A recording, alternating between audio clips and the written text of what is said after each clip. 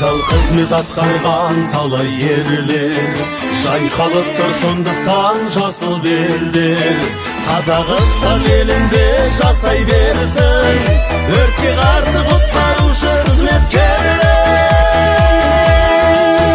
Қырандай самғаған биікте талмаған еңбегін еріне халқына арнаған. Қырандай самғаған жігіттерін армаған ел үшін жер үшін